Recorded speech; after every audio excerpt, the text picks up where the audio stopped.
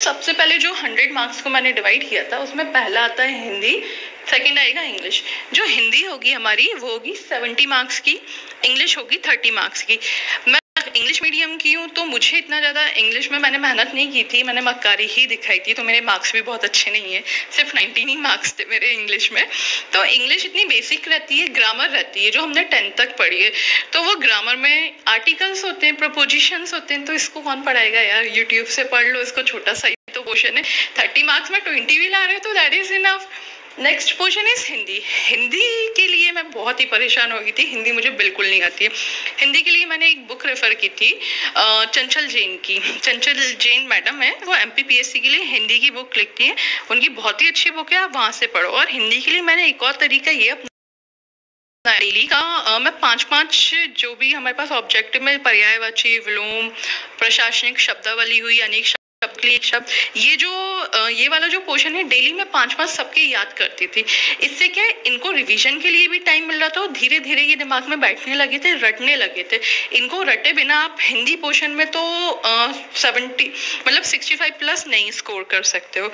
हिंदी में मेरे मार्क्स थे 61 और इसमें 90, तो फर्स्ट पोर्शन में मेरे मार्क्स थे 80।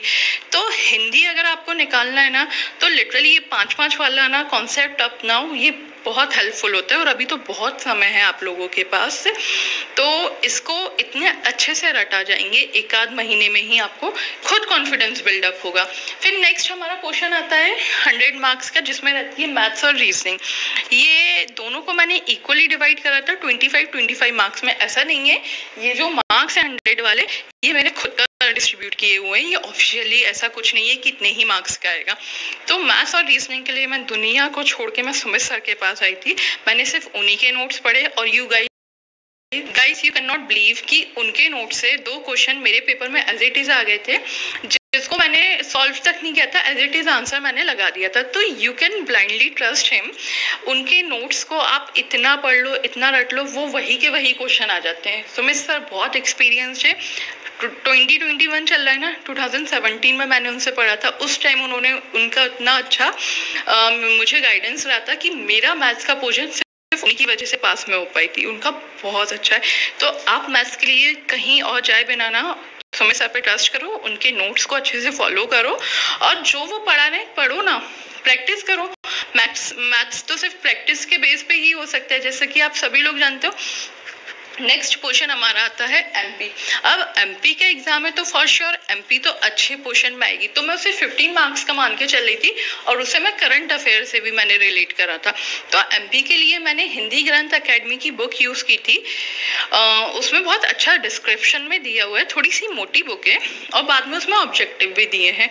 बट आप लोग में से कोई मतलब बहुत लोगों का ये डाउट रहता है उसमें तो फैक्ट्स गलत दिए होते हैं, मैं मानती हूँ गलत होते हैं, मगर वो ऑथोराइज्ड बुक है MP की। तो अगर आपको आगे जाके ऐसा कुछ क्वेश्चन डाउटफुल लगता है अपने एग्जाम के बाद, आप उसको क्लियर कर सकते हो क्योंकि वो ऑथोराइज्ड बुक है।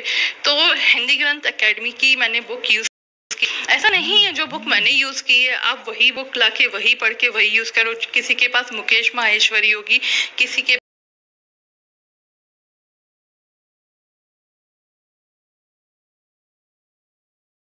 रिवीजन का रिवाइज करो, क्योंकि अगर आप फैक्ट्स रिवाइज नहीं करोगे भूलते जाओगे। वो जब 4 ऑप्शन आते हैं ना, मेरे सामने तो पेपर का हिंदी पोर्शन का पहले ही क्वेश्चन आया, मैं उसी में कंफ्यूज हो गई थी। तो हमको ऐसा लगता है हम सब कर लेंगे, मगर वहां पे 4 ऑप्शन आते हैं ना, आप इतना कंफ्यूज होते हो, नहीं हो पाता है। तो रिवीजन करते रहो, जो बुक है MP की जिससे हमेशा पढ़ते हुए आ रहे हो बस उसका रिवीजन करते रहो। ये मेरी बुक थी जिससे मैंने पढ़ा था हिंदी ग्रंथ अकेडमी। नेक्स्ट है साइंस MP SI में बहुत अच्छे लेवल पे आता है। ऐसा नहीं है आप थ्योरेटिकल पढ़ के चले जाओ और वहाँ पे ऑब्जेक्टिव लगा दिए, नहीं, वहाँ पे आपको अच्छे से समझ में आना चाहिए। साइंस के लिए मैंने कहीं नहीं गई थी, मैंने सिर्फ फ्लूसेंट का पढ़ा था, केमिस्ट्री, फिजिक्स और बायोलॉजी, क्योंकि मैं साइंस की स्टूडेंट हूँ तो मुझे इतना ज़्यादा इशू नहीं हुआ था साइंस से। मगर ये है अगर साइंस आप अच्छे से पढ़ते हो फ्लूसेंट से, that is enough for you. Science के लिए कहीं बाहर जाने की ज़रूरत नहीं है, आप उसको पढ़ो और स्पेशली फोकस करो बायो वाले पोर्शन पे, केमिस्ट्री पे। वो लोग है ना न्यूमेरिकल टाइप क्वेश्चन पूछ रहे हैं आजकल, तो फोकस करो उस पर। साइंस में 8 से मुझे ऐसा लगता है 8 से 9 नंबर इजीली स्कोर किया जा सकता है। नेक्स्ट हमारा आएगा जीएस। अब जीएस में तो काफ़ी सारे पोर्शन होते हैं। जीएस मैंने मेनली पढ़ा था, मैंने लूसेंट के अलावा जीएस कहीं और से नहीं पढ़ा था। वॉट एवर हिस्ट्री में जो एमपीएसआई पूछता है मेनली वो मेडाइवल और मॉडर्न वाले पार्ट से ज़्यादा पूछता है। तो उसमें जो बिफोर फ्रीडम स्ट्रगल रहा है ना, वो पोर्शन बहुत ज़्यादा एमपीएसआई में पूछा जाता है। नेक्स्ट है ज्योग्राफी। ज्योग्राफी आपको वो जो फैक्चुअल पोर्शन है ना, वो तो एकदम रट लेना है। मेरे पेपर में आया था नॉर्वे की कैपिटल, तो फैक्चुअल पोर्शन ही आपको सबसे ज़्यादा पढ़ना है। ज्योग्राफी में मैं तो एडवाइस करूँगी ये पोर्शन तो पढ़ ही लेना आप लोग, कैपिटल्स और उसके आगे जो भी लूसेंट में दिया हुआ है। और फिर नेक्स्ट हमारा आएगा ज्योग्राफी के बाद पॉलिटी। पॉलिटी में जितने भी आर्टिकल्स दिए हैं, शेड्यूल दिए हैं और कॉन्स्टिट्यूशनल अमेंडमेंट्स दिए हुए हैं, उन सबको ज़रूर पढ़ना है। मेनली आर्टिकल से क्वेश्चन आता ही है, क्योंकि एमपीएसआई है क्या, वो तो हमको वहाँ पे भी सेक्शंस पढ़ने ही है, आईपीसी सीआरपीसी। तो जब तक हमको बेसिक कॉन्स्टिट्यूशन नहीं पता होगा, हम अपना कानून क्या पढ़ेंगे। तो कॉन्स्टिट्यूशन में आपको आर्टिकल्स तो अच्छे से रट ही लेना है। नेक्स्ट आएगा मिसलेनियस। मिसलेनियस एक हैवी पोर्शन हो जाता है, मगर मिसलेनियस से क्वेश्चन बहुत आते हैं। मिसलेनियस का मेनली जो वो पोर्शन है ना, लॉन्गेस्ट लार्जेस्ट, ये यहाँ से एमपीएसआई। तो आपको सिंपली ये फैक्चुअल चीजें तो लूसेंट से रट ही लेनी है। तो ये आप खुद कंफर्म कीजिए कि आपका सिलेक्शन होना है या नहीं, क्योंकि रिवीजन बेस्ड है। मेरी स्ट्रेटेजी ये रहती थी, मैं मंडे को लूसेंट से हिस्ट्री पढ़ती थी, ट्यूसडे को ज्योग्राफी, थर्सडे वेडनेसडे को मैंने इकोनॉमी पॉलिटी पढ़ लिया, थर्सडे को एमपी पढ़ लिया, और पैरेलल में मेरा हिंदी और इंग्लिश और मैथ्स ये चलता ही था। ये तीनों चीज़ें ज़रूर चलती थी, भले इनको 15-15 मिनट में पढूं।